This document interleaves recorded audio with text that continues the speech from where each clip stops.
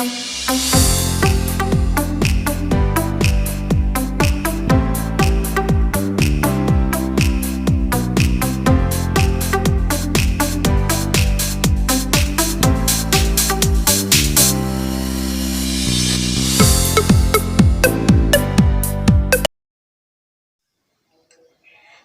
pagi anak-anak, apa kabarnya hari ini?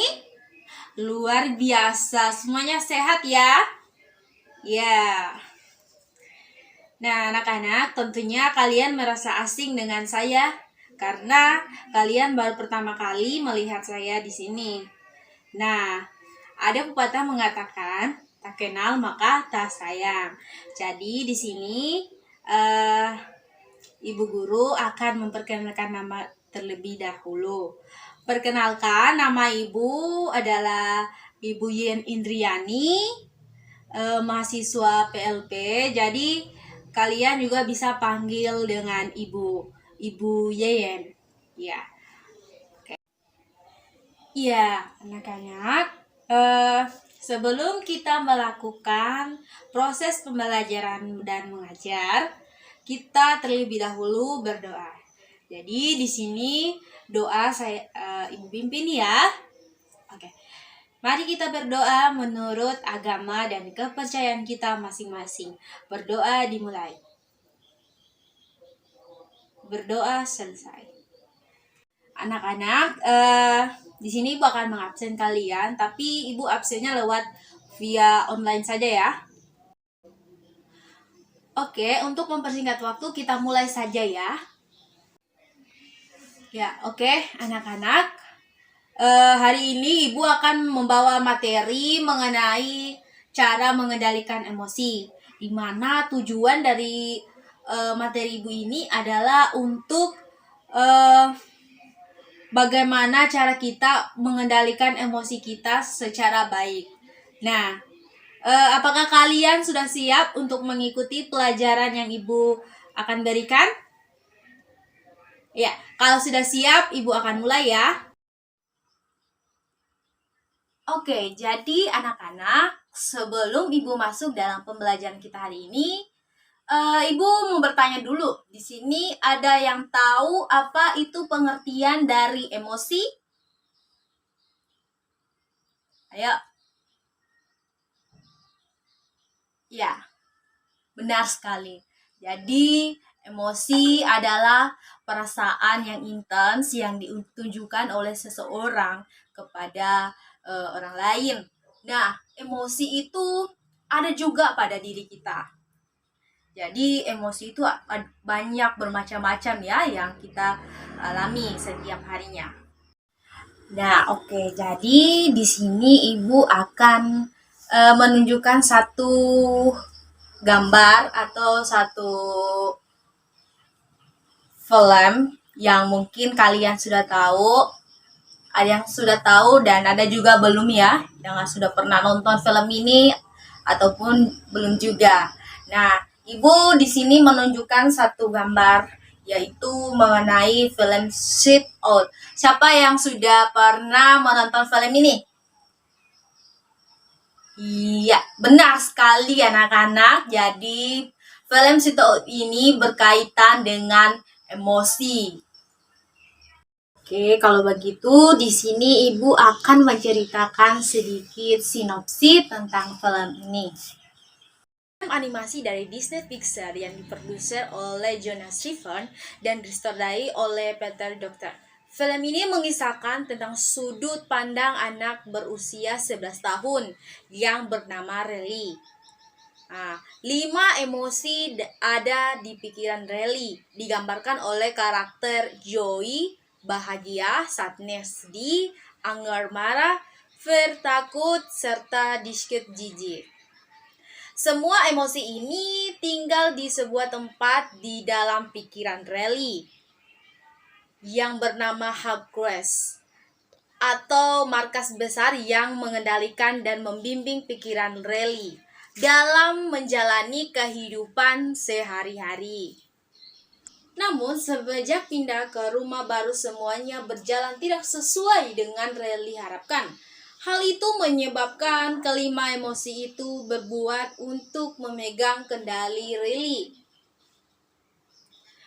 Hogwarts pun menjadi kacau sehingga dari pertama berada di rumah barunya, Riley merasa sangat buruk dan tidak senang.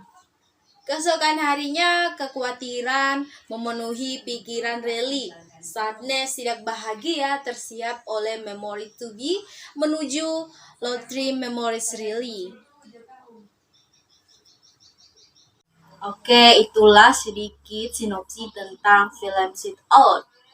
Oke, kita pindah pada materi kita mengenai tentang emosi. Cara bagaimana kita mengendalikan emosi.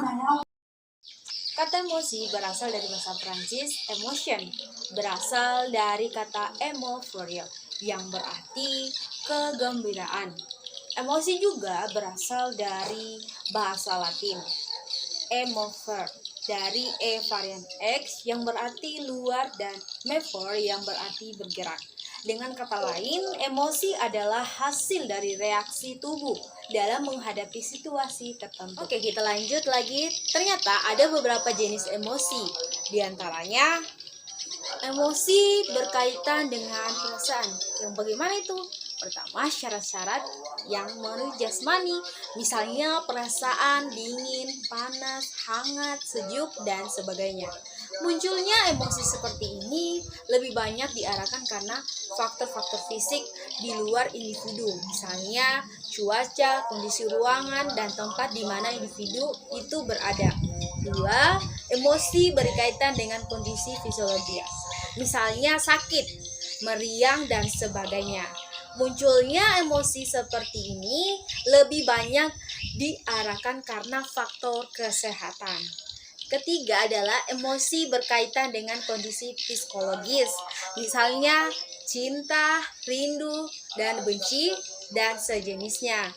Munculnya emosi seperti ini lebih banyak dirasakan karena faktor hubungan dengan orang lain.